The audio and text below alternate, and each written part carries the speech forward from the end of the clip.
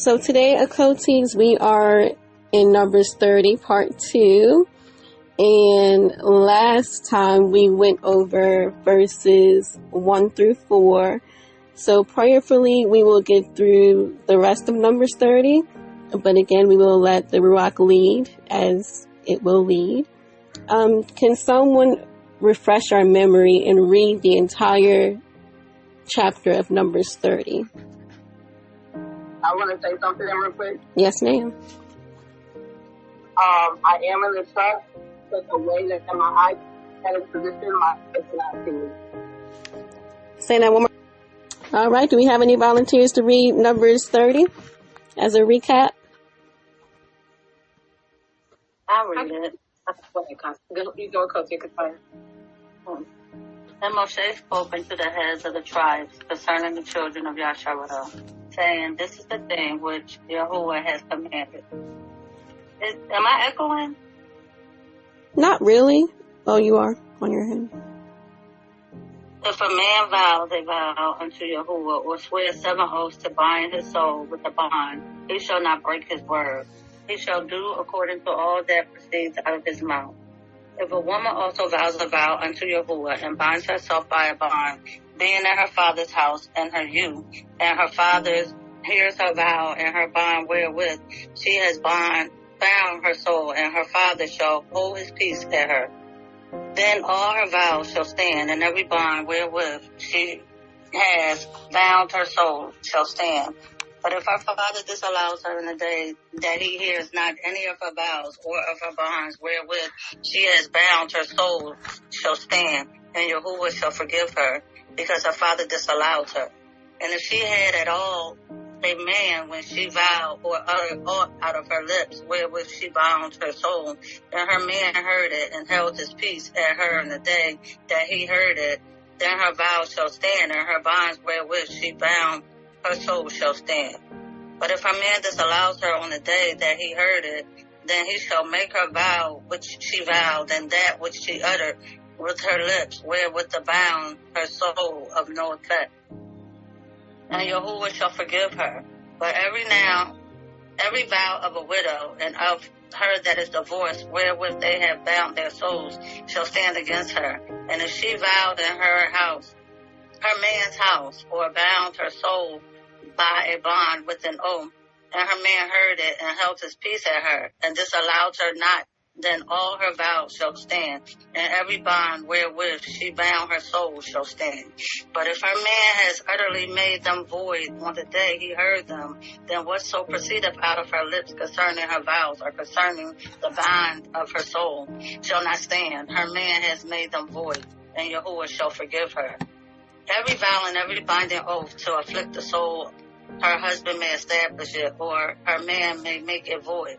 But if her man altogether holds his peace at her from day to day, then he establishes all her vows, or all her bonds which are upon her. He confirms them because he held his peace at her in the day that he heard them. But if he shall in any way make them void after he has heard them, then he shall bear her iniquity. These are the statutes which Yahuwah commanded Moshe between a man and his woman, between the father and his daughter, being yet in her youth in her father's house. Hallelujah. Did anyone have any questions from where we left off last week? Last week we discussed a lot of...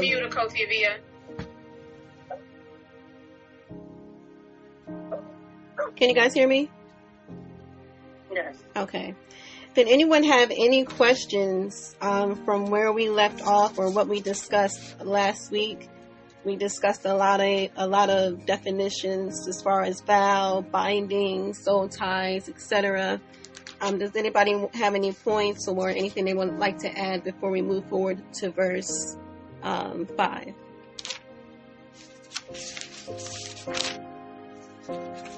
Okay. So for verse 5, in Numbers 30, in my notes, I wanted to point out the father's authority. The verse mentions the father's authority over his daughter's vows and oaths. So if the daughter that is living with her father hears a vow and he does not want that to stand, he has the authority to disallow it, and it becomes null and void. In doing so, the daughter is no longer bound by that vow or the agreement. Also in that, Elohim's forgiveness is there as well, because once the father disallows that vow, Elohim will forgive her. However, the father will take the lashes of that agreement or bind that she has said in that. Does anybody have any precepts they want to add to that, or any points they would like to add to that?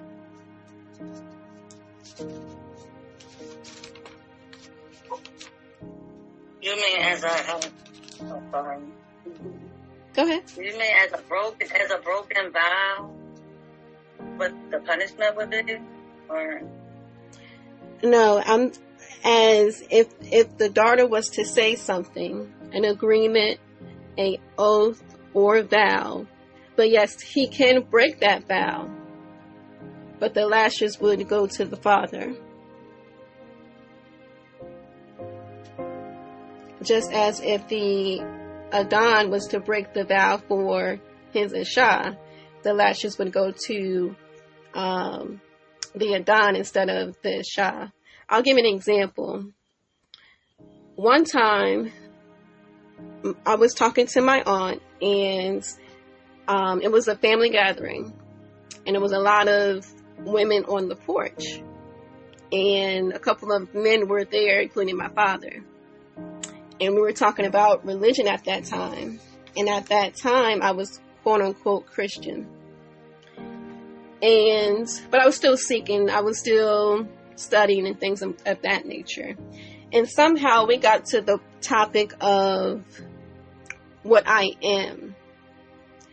And my aunt said to me, she said, "You are a Baptist. You are a Christian. You are a Baptist."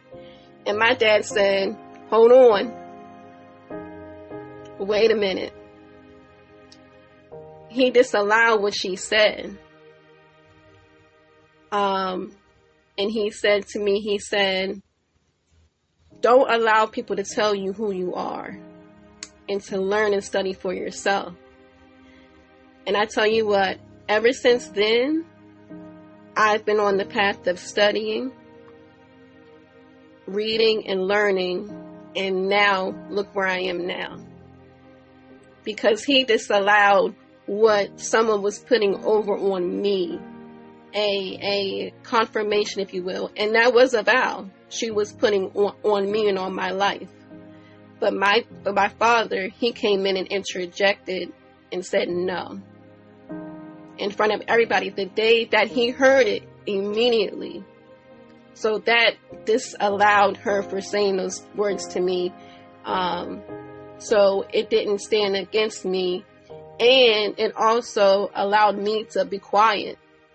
Because what if I agreed to that vow? He stood in the middle in between that as my father, and disallowed what she said. I pray that helps with your question, RTC.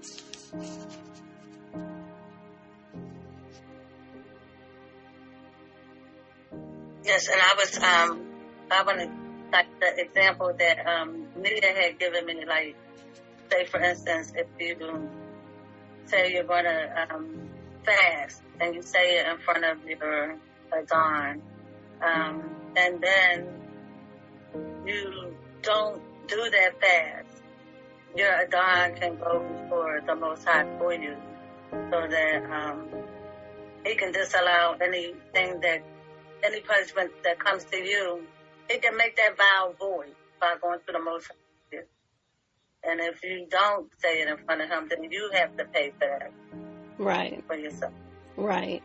And it could be any vow or agreement. It could be paperwork that you're about to sign. It could be something you said to agree or against Torah, and he can step in and Yahweh will pardon her because her father has forbidden her and disallowed that vow. Does anyone have any precepts or anything they would like to add for that verse or questions? The only thing I was going to mention is that in terms of a father and a daughter, that Sirach verse, we always talk about the father has to perform a weighty matter, but there's also a portion where it talks about him not even being true towards her at times. And so, Sirach 7:24, it says, have you daughters, have a care of their body, and show not yourself careful toward them.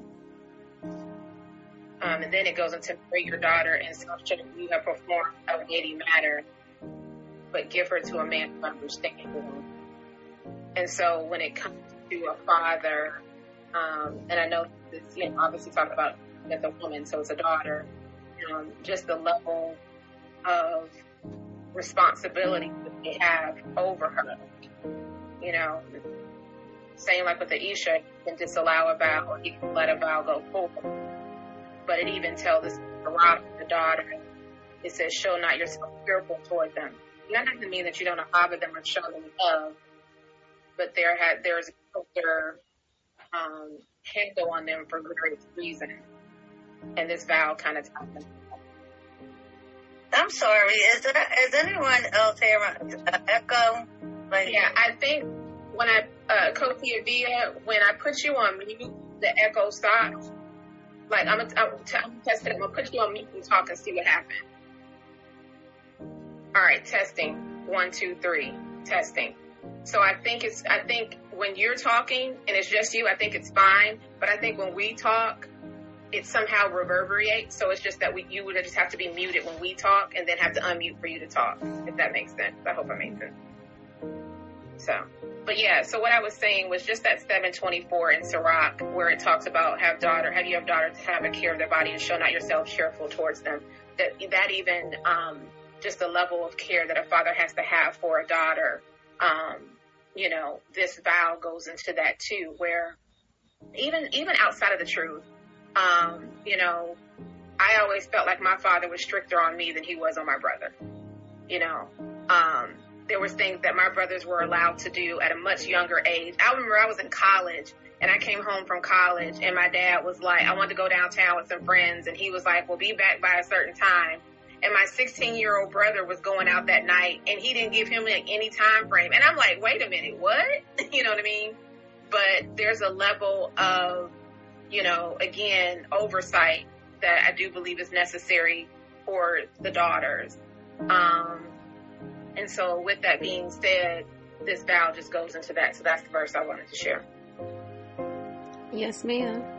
Was there any other verses? Oh, okay. You got to come off mute.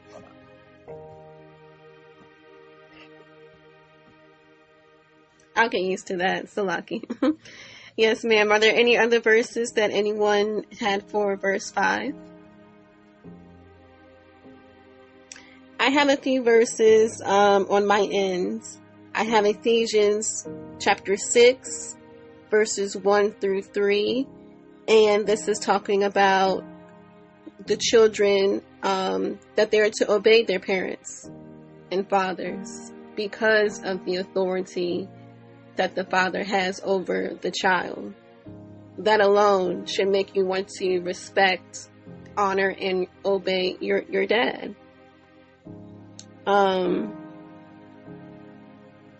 Also, I have Romans chapter 14, verse 12.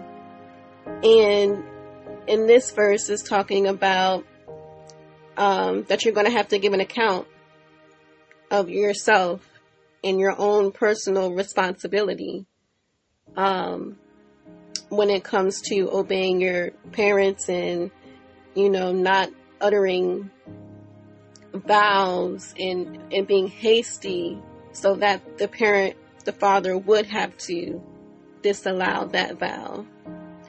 And I also wanted to give another example. Achoti had you have experienced this as well with your spiritual father. Sometimes when you have spoken, he, told you to be quiet or hush, so that you're not out of line, that you're still in Torah, and that you're being a daughter of Zion, of Sarah. So I truly commend and I praise Yah for the fathers in our life, whether natural born fathers, spiritual fathers, but the righteous ones in the truth, because they truly keep us in line and they show us the way to go to be the proper Isha and to know our roles, to know our Adon's roles through our fathers, if they're righteous, of course. So just knowing that as a daughter of Zion, you're going to be knowing how to operate in your Adon's household, just with Numbers 30, verse 5. Hallelujah. So Numbers 30, verse 6. But if she at all belongs to a husband, and I highlighted, but if she at all belongs to a husband, because that's important in itself. You're belonging to that man. He doesn't belong to you. And I wanted to address the authority in that in itself. And then it says, while bound by her vows, or by a rash utterance from her lips, by which she bound herself.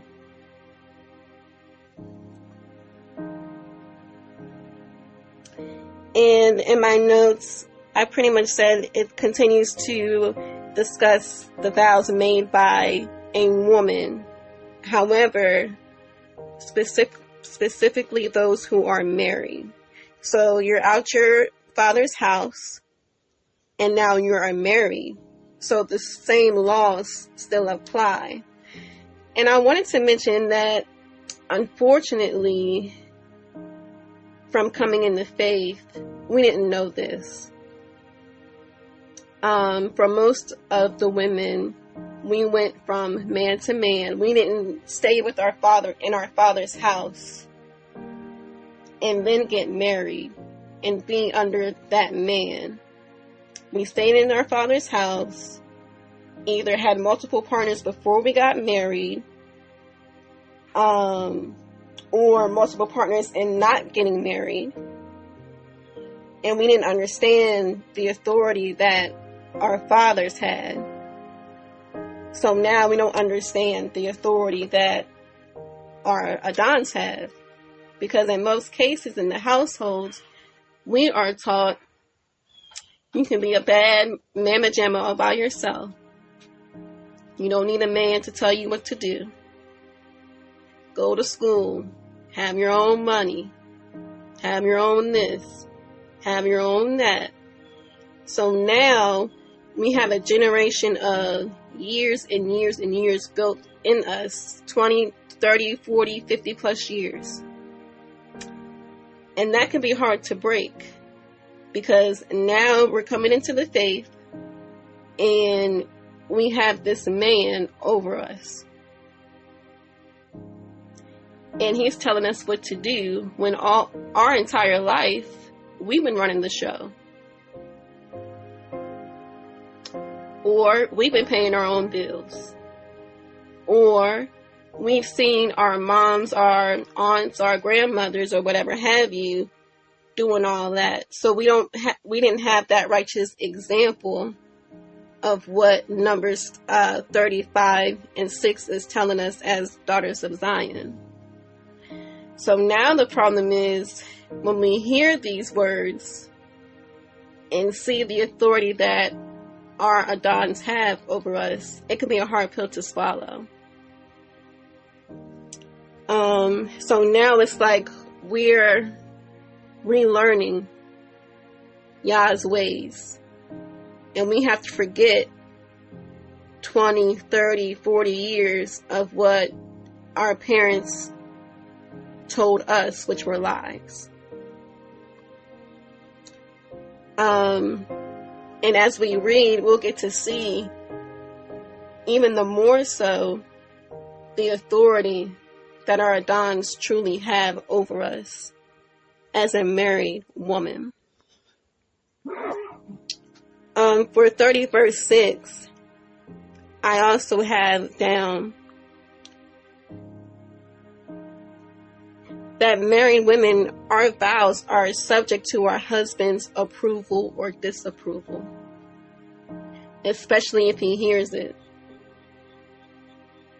Last week we talked about being hasty and coming to quick terms with agreements, especially if our Adons are not there.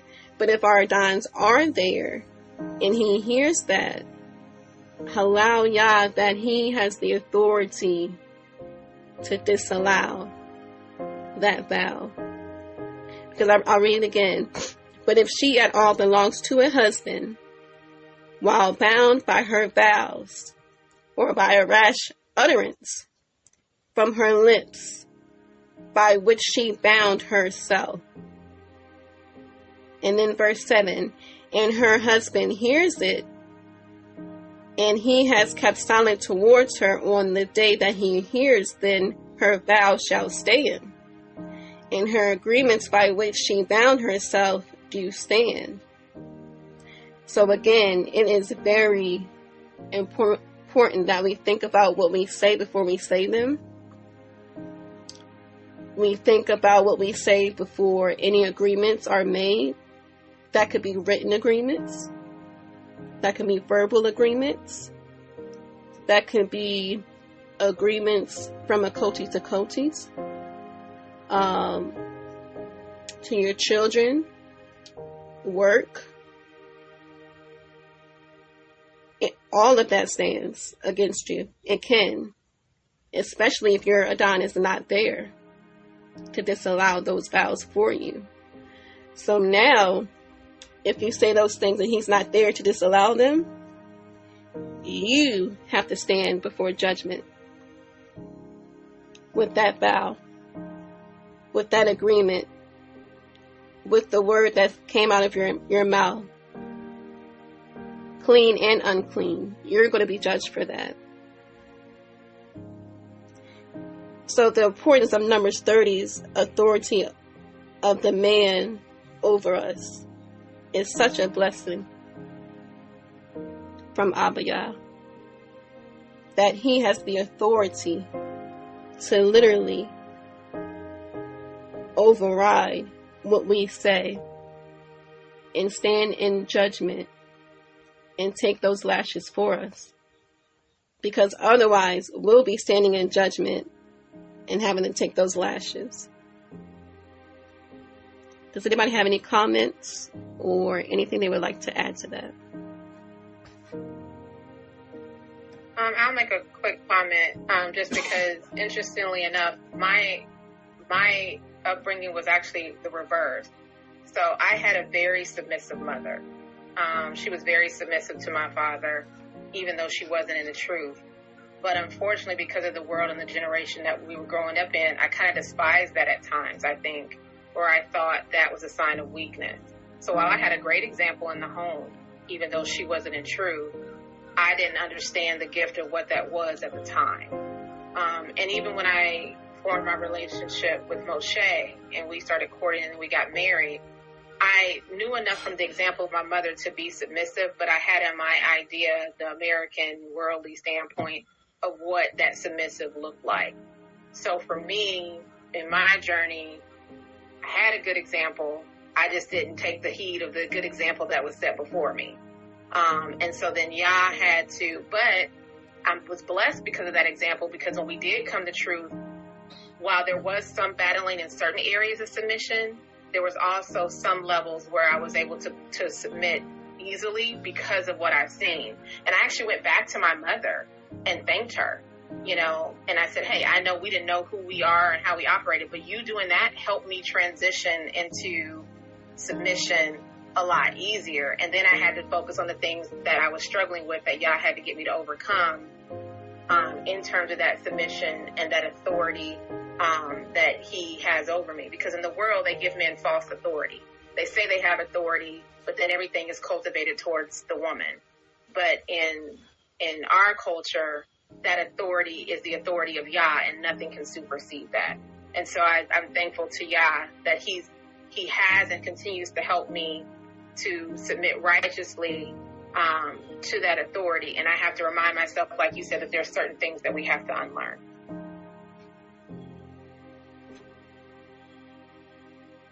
Halal, yeah, yes, ma'am. Toda. Does anyone else have anything to add before we go to verse 8? Okay.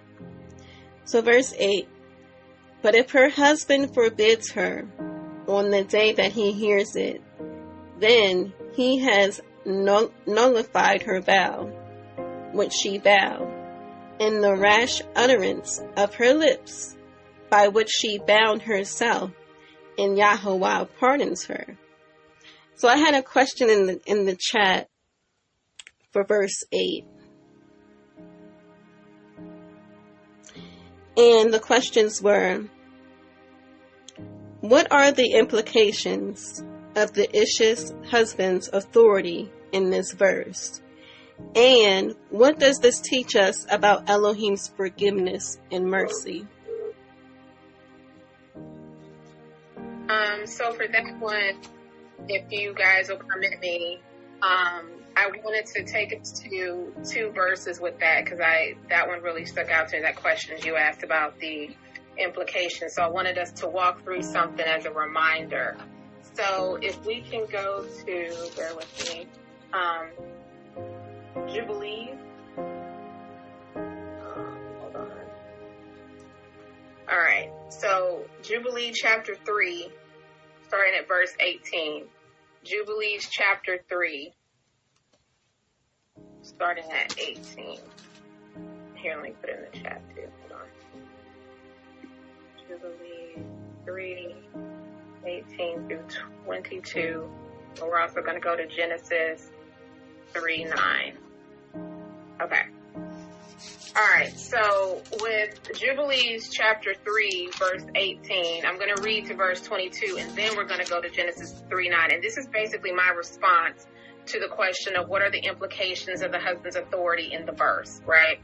So, Jubilees 3:18. And after the completion of the 7 years, which she had completed there, 7 years exactly, and in the second month of the 17th day of the month, the serpent came and approached the woman. And the serpent said to the woman, has Elohim commanded you, saying, ye shall not eat of every tree of the garden? And she said to it, all of the fruit of the trees of the garden Elohim has said unto us, eat. But of the fruit of the tree which is in the midst of the garden Elohim has said unto us, ye shall not eat thereof, neither shall you touch it, lest you die. And the serpent said unto the woman, ye shall not surely die, for Elohim knows that on the day ye shall eat thereof, your eyes will be opened, and ye shall be as Elohim, and ye will know good and evil. And the woman saw the tree that is agreeable and pleasant to the eye, and that is the fruit was good for food, and she took thereof and ate. And when she had first covered her shame with fig leaves, she gave thereof Adam, and he ate. And his eyes were open, and he saw that he was naked. And he took fig leaves and sewed them together, and made an apron for himself, and covered his shame. Okay, so that's the backstory. And I did Jubilees. It's also in Genesis, but I did Jubilees because it's a little bit more detailed in what happened. Because I remember in a Shabbat one time we were having a discussion, and they were trying to figure out, well, how close was Adam to Eve, that Eve was able to have the serpent whispering in her ear, and Adam didn't know that the serpent was talking to Eve. Well, clearly there was some distance, because the serpent whispered in Chua's ear, and then she ate that fruit, and then she went and covered herself, and then she went and gave the fruit to Adam. Okay? So Adam had, where people think maybe they were right here next to each other. I doubt that, because at some point she had to walk away, cover herself, and then come to Adam. So that being said, I want to now take us to Genesis 3:9. Again, what are the implications of the husband's authority in this verse? So one, we know that the husband can allow a vow to go forth, or he can disallow a vow. But the ultimate authority is that he has to answer to Yah. That's the ultimate implication, is he has to answer to Yah. And in Genesis chapter 3, verse 9, it says, "And Yahuwah Elohim called unto Adam and said unto him, Where are you? And he said, I heard your voice in the garden, and I was afraid because I was naked, and I hid myself." And of course, after that, we know then Yah's like, well, who told you were naked? You know what I mean? But here's the thing. Who ate the fruit first? Who brought the fruit to Adam? Shua did. Eve did. But when Yah came looking for a response to what happened, who did he go to? He went to Adam. And so we can sit here as Isha sometimes and be like, I don't like the authority that Yah has given you. But do you want to be the Adam in the garden that's got to respond to Yah? I sure don't. And I'm thankful for that. And there's times where I have to remind myself of that when my Adon exercises his authority, my flesh may not like it. I put that in the serpent category. The serpent doesn't want to be exposed. But praise Yah for righteous authority, because that's where preservation comes in. So our husbands, our Adons, are a shield and a covering of protection in so many ways. Because when it comes to Yah saying, who's going to answer for that? He's not looking to us. Even though our hands may be very dirty, he's going to look to our Adon, and he's going to look for them to be the responder and for the one that's going to have to take the atonement, just like Yeshua did for us. His hands were clean. Our hands were dirty. And yet he was the one that said, but I'll take all the punishment. And so we be like, yeah, do that, Yah. Take the punishment. But then I don't want you to be my Lord. I don't want you to reign over me. I don't want you to be sovereign over me. Same thing with us with our Adon. Okay, you got to be the one that's got to get the licks.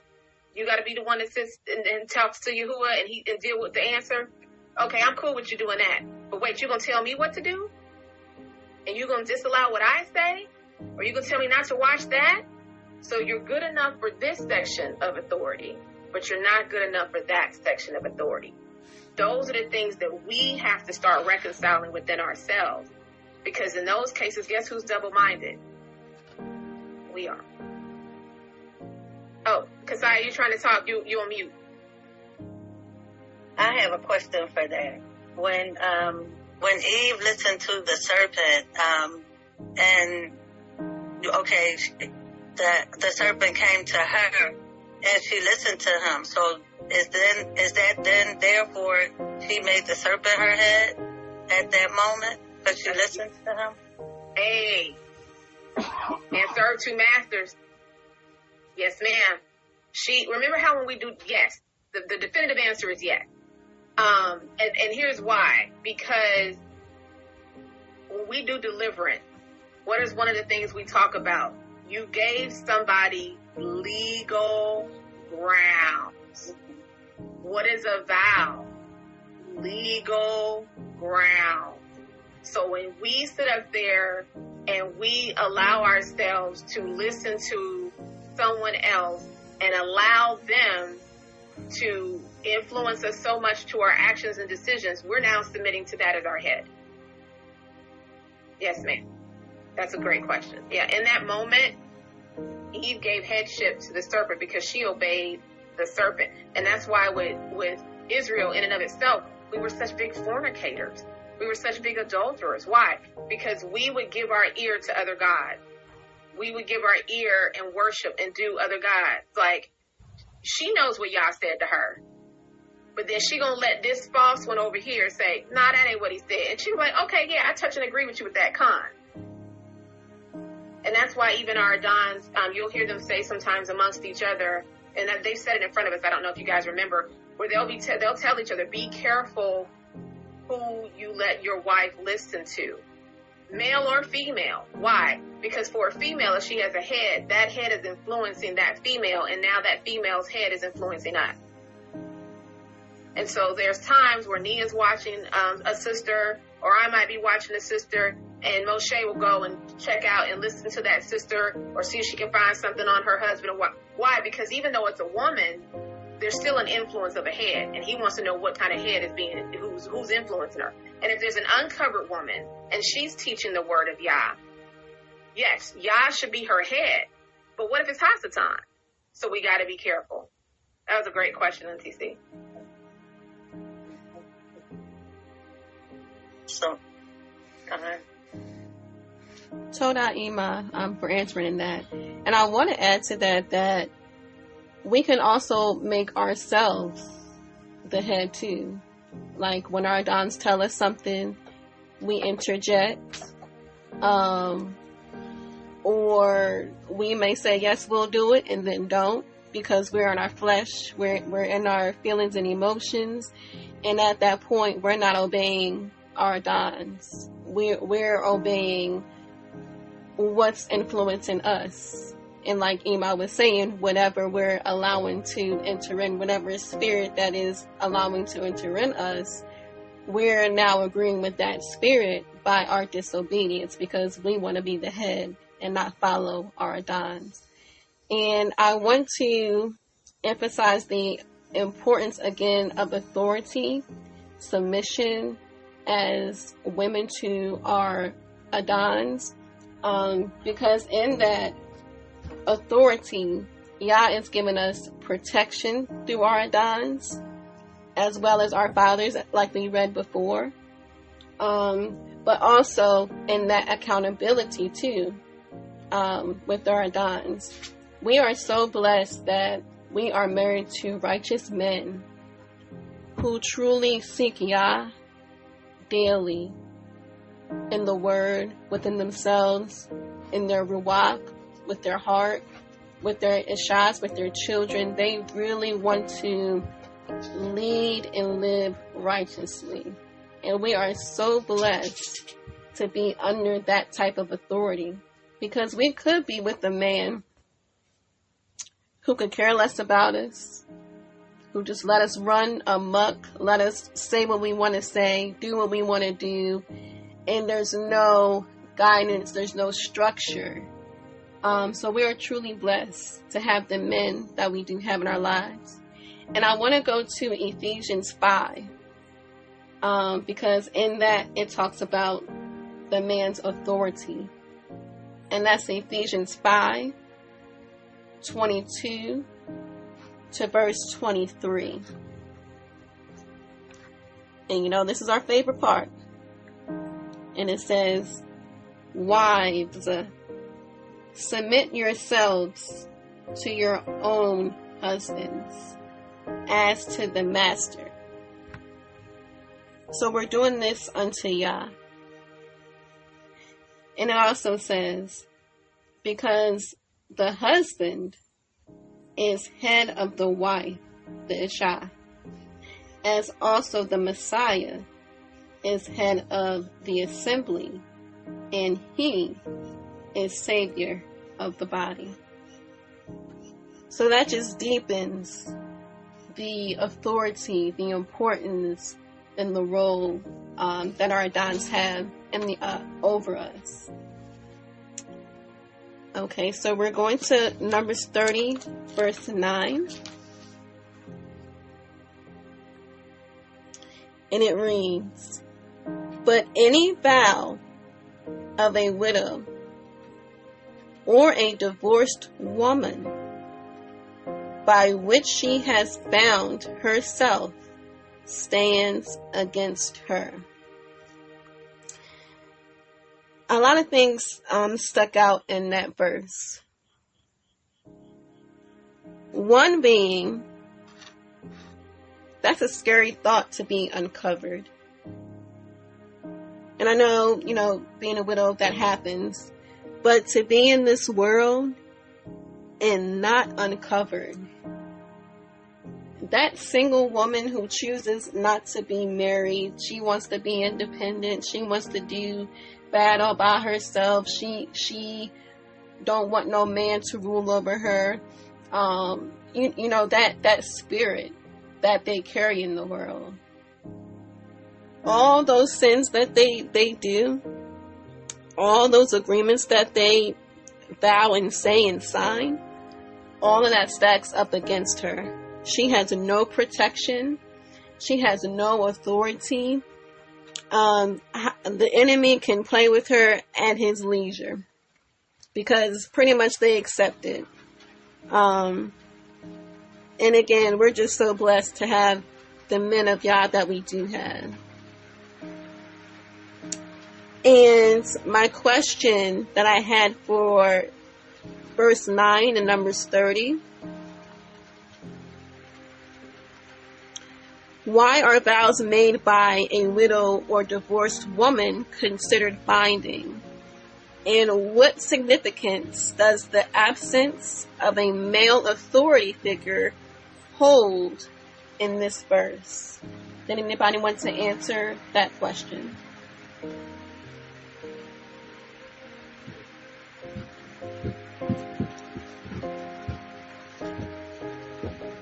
Okay, can you repeat the, because I think it was a two-part question. Achoti, can you repeat it again? So hold on, I'll pull it up in the group chat. I don't want to make you keep repeating yourself. Hold on a second.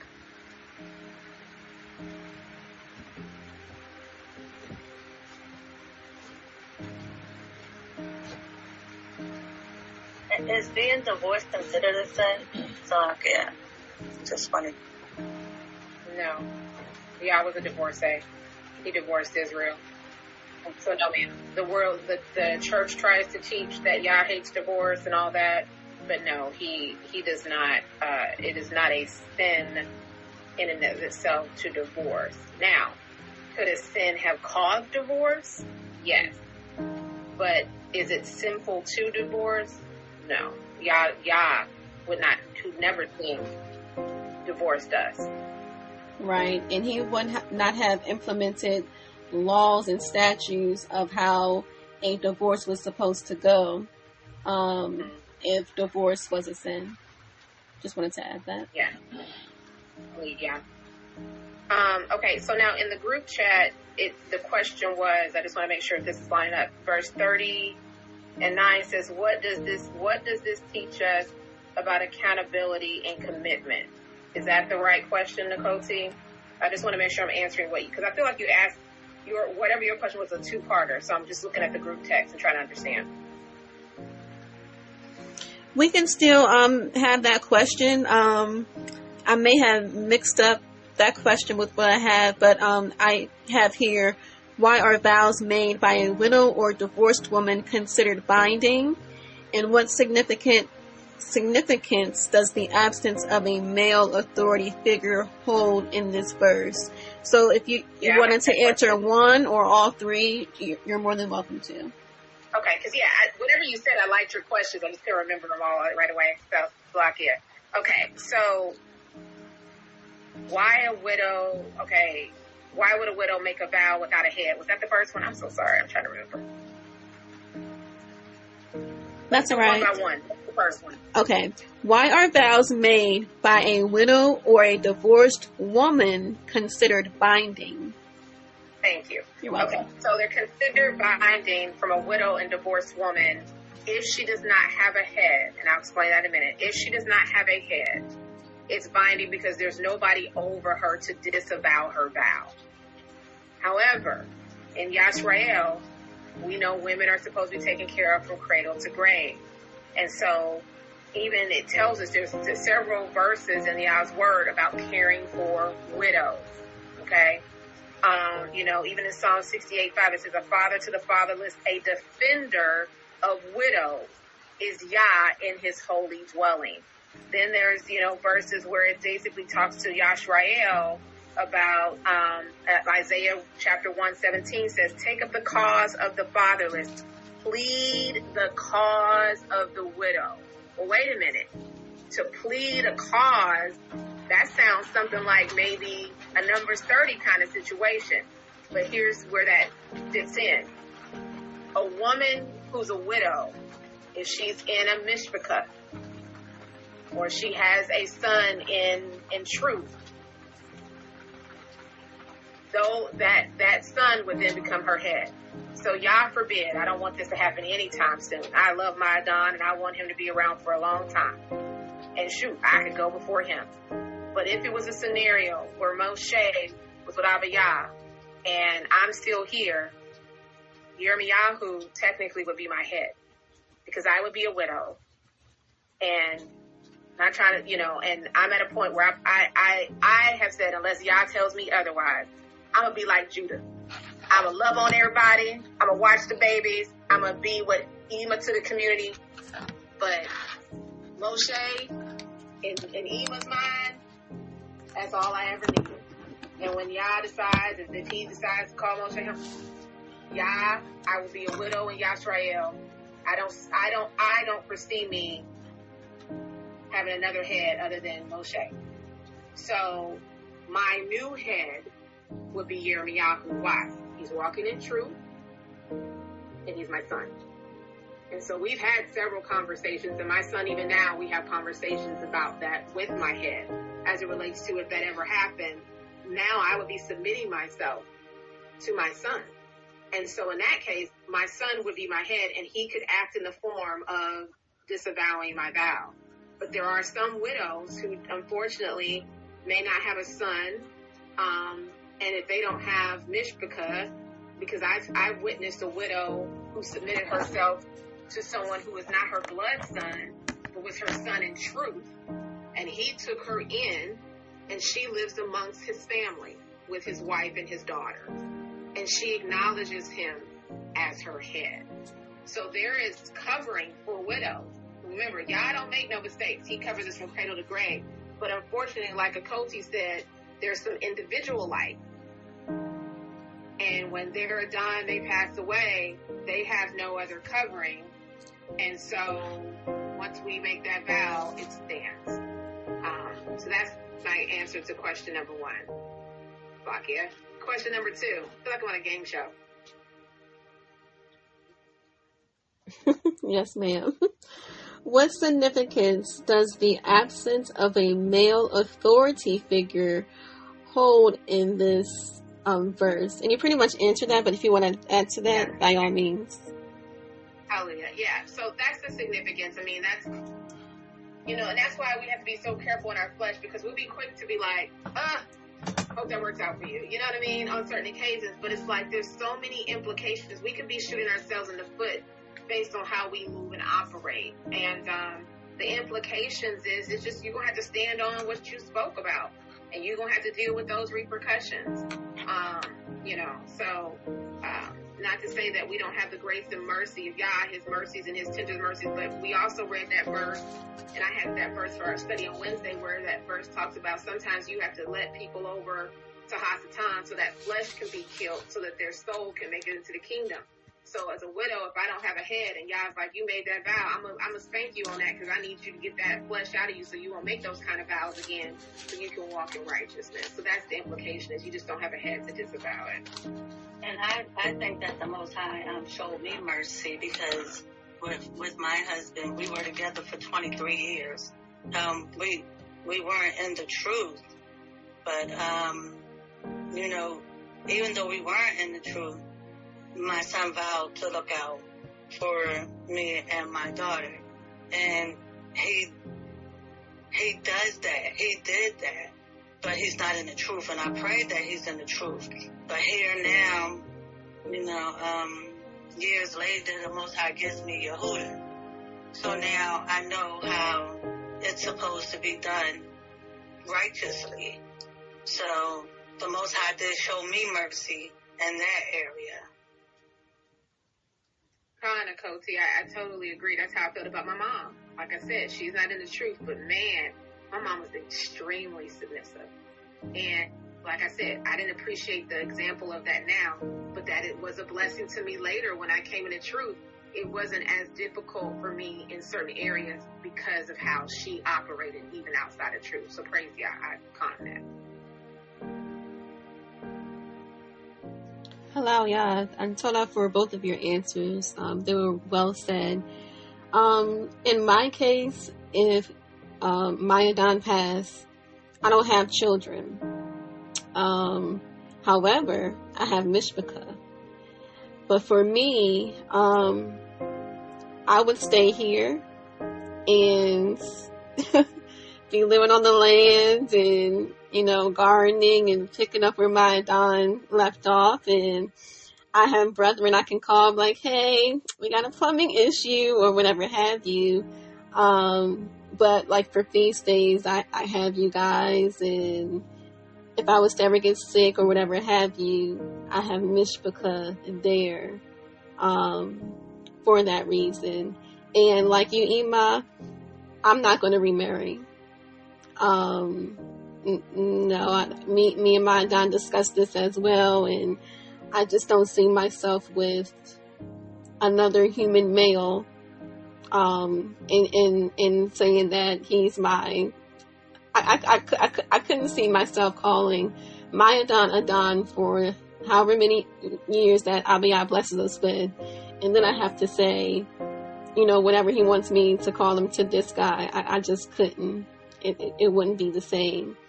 So halal for Mishpacah, like that is always my praise report every day, every Shabbat that we have Mishpacah, because for the longest, I had Mishpacah, but not, immediate Mishpacah, that we have today.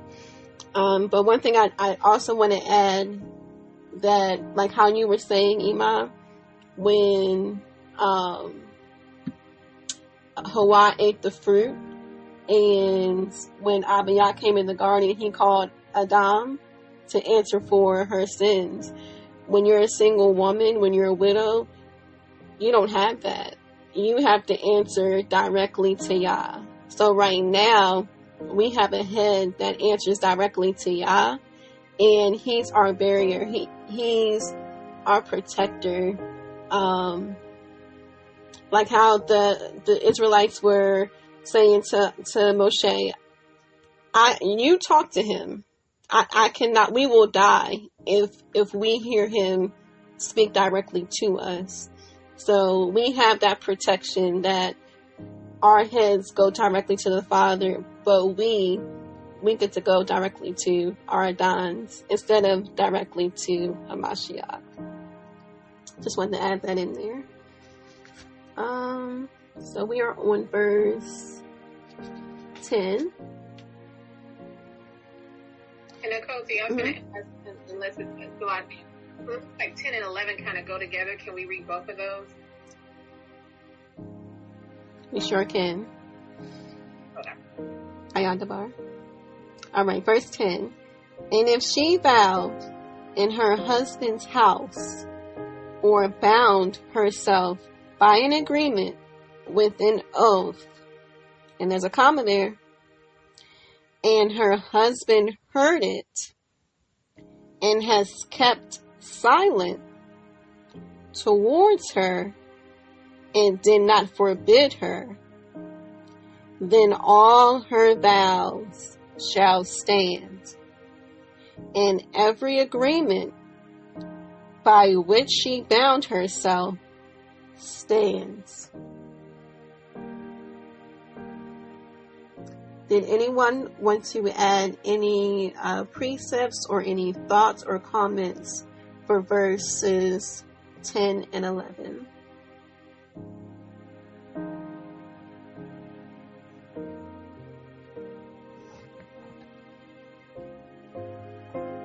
I will add what I have in my notes.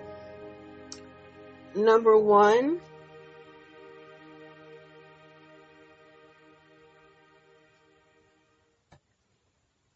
our Adons have the authority. So let's say we say something, and our Adons is just tired of repeating himself over and over and over again. And we know better as Ishais, whatever that may be. And he says, you know what? I am tired of disallowing this. I'm not going to continue to take the lashes for you, when I have told you over and over and over again, whatever this is, I'm going to let this stand. So now you bear the burden, the consequences for your own sin, instead of when he was interjecting all those times, he was burning your sin, but not this time. He's allowing it to stand, and you're going to have to answer for your sin. And I want to make emphasis on the importance of oneness, in that when you become one, the importance to learn your Adon, to know your Adon, to become one with your Adon, to know his dislikes, to learn his likes. With our men, they can change every day, depending on how things are going and moving with the Ruach. So it's our job as Ishas to know our Adons, so that we don't put him in a predicament to make our vows stand, or to make him that frustrated or upset, or whatever the case may be, that he does not want to jump in and disallow that vow. Go ahead, Ima, I see your hand.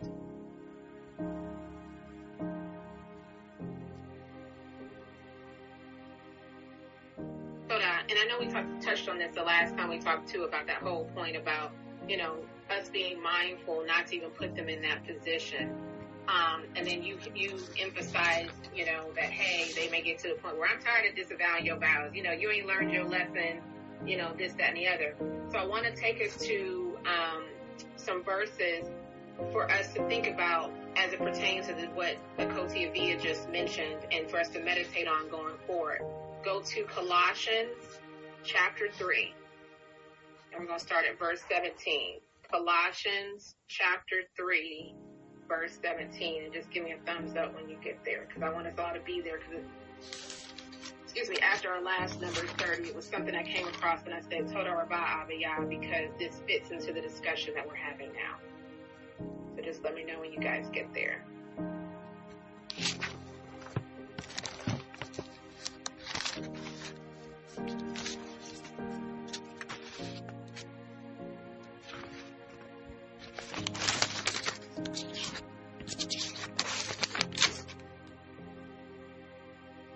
And that's Colossians, what chapter, verse? Chapter 3, starting at verse 17. You good, Koti? Okay. All right, so starting at chapter 3, verse 17. And whatever you do in word or deed, do all in the name of the Master, giving thanks to Elohim, the Father, through him. So it starts off with talking about whatever you do in word or deed. Then, interestingly enough, it goes into the wives. Wives, subject yourselves to your own husbands as is proper in the Master. Verse 19. Husbands, love your wives and do not be bitter toward them. And so when I thought about, I had the Colossians 3, 17, 19 for basically verses 10, onward to a certain point, because we have to understand that just like we can become vexed, we can vex our Adon. We can vex Yah. And so why would Yah put that word in there? Because he knows as a master, it gets tiring. I mean, he tells us as his children, don't grow weary in well-doing. And I know all of us have had some times where we've been in long suffering, whether it was with our Adon or one another, or even within ourselves. We can get tired of ourselves. And the whole point is we don't want to become bitter. We don't want to become a bitter root based on the fact that, man, I've been down this road with this Achoti left and right, and it just seems like I kind of keep going this over and over and over again. And y'all keep saying ahava. And why is he then saying that? So that bitterness doesn't come in. Same with our Adons and vows. Yes, they love us. Yes, they're the authority over us. Praise Yah that they can, nullify vows. But it should get to a point where our dons are like, this woman's not heeding from Yah. She's not heeding to the word. She's not heeding to me. And every time I turn around, I'm like, swatting this vow, swatting that vow, don't do this vow. You know what I mean? We don't want them to become bitter in the righteous work and covering that Yah has tasked them with for us. I know I think about that sometimes with my Adon. There are times where I know I wear him out. And I feel so bad. Like, in the moment of the flesh, I'm not thinking about that. And so the flesh has her way. And it just goes, I'll be honest with you, I had an incident yesterday evening with that, where I said things that hurt. I used words that hurt my Adon. And they weren't true, but I was in my feeling. And my Adon took it like a champ. He didn't give me what I gave him back. He was tender with me. That's that tender mercy, that forgiveness that we get from Yah. But he was firm with me. You know, as I kept spouting off untruths, at one point he told me to shut my mouth. Why? Because he didn't want me to speak a thing that now he's going to have to probably disavow. And so once I collected myself and I calmed myself down, I went over to him and I just leaned on him. And I just said, thank you for loving me. Why? Because that's taxing for him. You know, at one point I even think he said, I'm trying, Yah. You know what I mean? Like, we can vex as well. But why is he crying out to Yah? Praise Yah, he's doing it because he doesn't want to become bitter towards me. And so, you know, I hope, you know, my suggestion, highlight these verses. Pray about these things. Because a lot of times when we're in our flesh, we focus on I and how we're feeling. Like you said in your prayer, Achoti, no I's, no us's. Like, remove our flesh and think, but what are we doing to them? Praise Yah that they have the authority over us and they can cover us. But shoot, that gets daunting. It gets taxing. From a motherhood standpoint, from an Ema standpoint, that thing gets taxing. It gets daunting. So we have to have enough of habit for them to be mindful of our words and actions so that we don't overtax them unnecessarily. Now, some things are going to slip out, but this is where our sober-mindedness is a great ahava towards our Adons because it limits the level that they have to go on the front lines for us on certain areas, if that makes sense. So I just wanted to show that verse.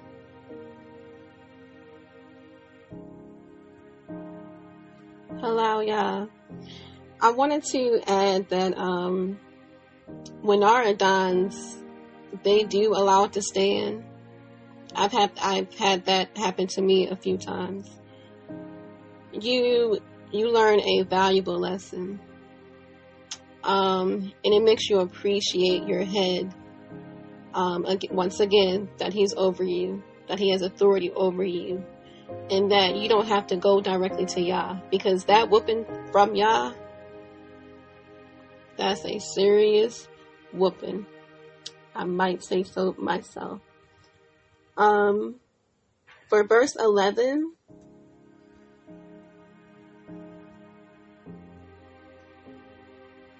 I had 2 questions for that one. I had, how does this verse demonstrate Elohim's care and concern for the relationships and authority? I have 2 questions, but I'm going to answer that one first that I have. My first answer is that order is established. It was already established beforehand, but I feel like it's double the order when Yah is saying he can disallow the vow and he can let it stand. That's a lot. So I want to go to Genesis chapter 1, verses 26 through 27.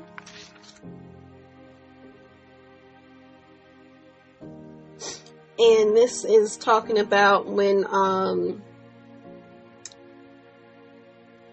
Elohim, Yahweh, is giving the authority to Adam to be over the animals. So he's already given man that authority. And it says, and Elohim said, let us make man in our image, according to our likeness, and let them rule over the fish of the sea, and over the birds of the heavens, and over the livestock, and over all the earth, and over all the creeping creatures that creep on the ground. And Elohim created the man in his image.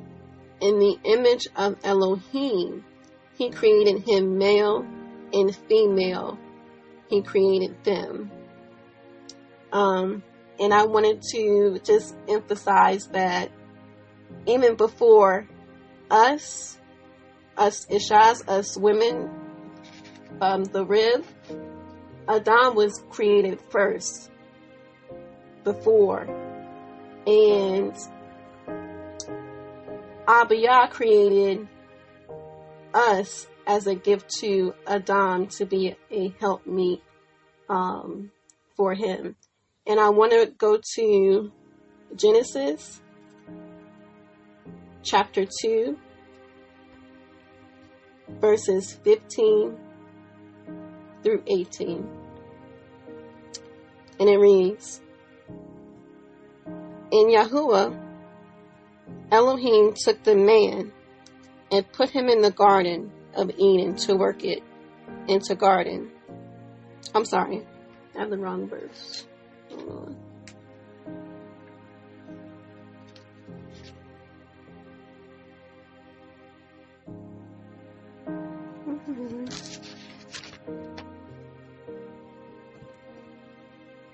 Okay, sorry about that. It is Genesis chapter 2, verses 21 through 25. So Yahweh Elohim caused a deep sleep to fall on the man, and he slept, and he took one of his ribs and closed up the flesh in its place. And the rib which Yahuwah Elohim had taken from the man, he made into a woman, and he brought her to the man. And the man said, this is now bone of my bones and flesh of my flesh. This one is called woman, because she was taken out of man. For this cause a man shall leave his father and mother and cleave to his wife, and they shall become one flesh. And again, I just wanted to bring out the care that Abiyah had for us as well as Adam, that he decided to create us from Adam, as helpmeets to Adam, and not for Yahuwah, but for the man. And that's what I had for my answer for that. Did anyone have any response for that answer? Or did anybody want to add to that?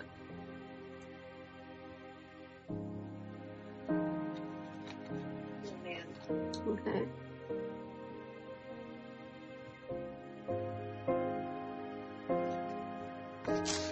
And I also want to add that not only that, in Genesis 3, we all know that Abiyah gave the authority for the man to rule over us. Because I remember when Ima was talking about Hawa, when she went and, ate the fruit, and Abiyah, that was one of the curses from that. And I don't even want to call it a curse, because to me it's a gift from Abiyah that we have a covering that the Most High Yah has gifted us with. So halal Yah. And he made us specifically for our covering. Okay, so we're on verse 12. And it reads, this is Numbers 30, verse 12. But if her husband clearly nullified them on the day he heard them, then whatever came from her lips concerning her vows or concerning the agreement binding her, it does not stand. Her husband has nullified them, and Yahuwah pardons her. And that's verse 12. Does anyone have any precepts or anything that they want to comment regarding verse 12? I mean, I think we covered a good that the other stuff. So I don't have anything to add. Okay, so for that one, the questions I had for that: what does this verse reveal about Elohim's character and values? Question 2: how does Yahuwah's pardon demonstrate his mercy and forgiveness? And what implications does this have for our understanding of covenant relationships?